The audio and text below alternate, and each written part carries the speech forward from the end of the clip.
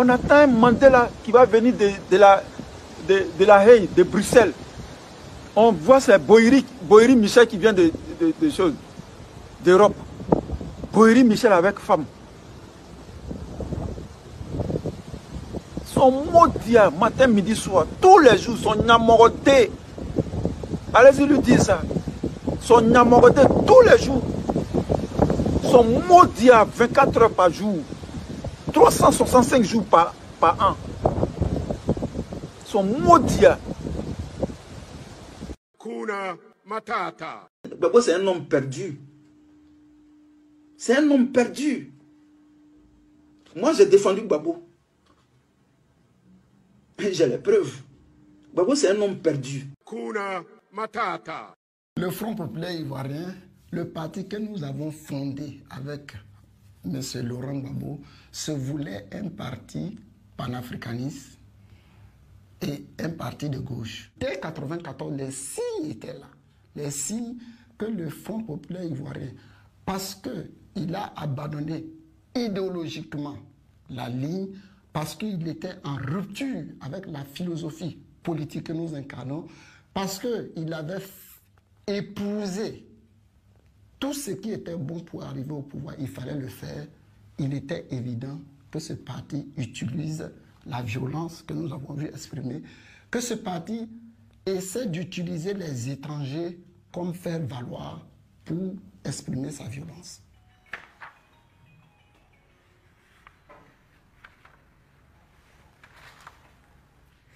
Voici la liste macabre des Maliens tués pendant le règne de Laurent Gbagbo durant les 10 ans de son pouvoir.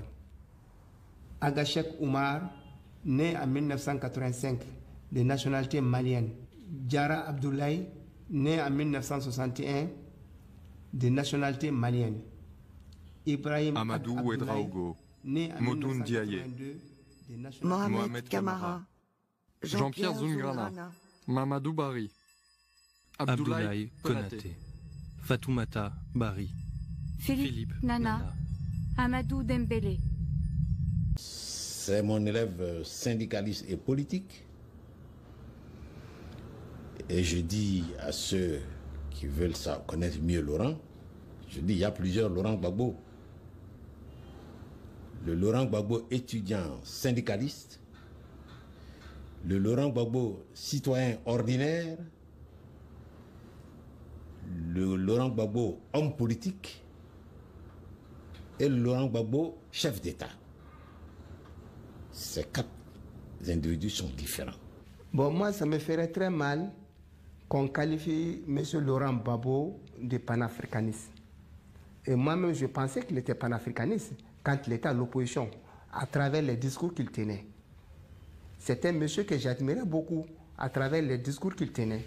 Mais, une fois que bon, je l'ai vu à l'œuvre, à l'action, donc ça me fera sourire bon, d'entendre que M. Laurent Gbagbo est un panafricaniste. Le panafricanisme, c'est l'affirmation que la nation africaine est possible, la République africaine intégrale est possible à partir du dépassement des blessures de la traite des Noirs et de la colonisation. Or, Laurent Gbagbo veut d'une Côte d'Ivoire qui appartienne strictement aux Ivoiriens. Donc il veut la fin du panafricanisme ivoirien.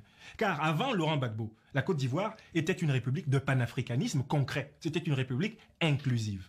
À partir de Laurent Gbagbo, elle devient une république de panafricanisme abstrait. Une république où le panafricanisme est un pur dogme, un flatus vocis, un mot jeté en l'air, alors que les pratiques sont profondément anti-panafricaines.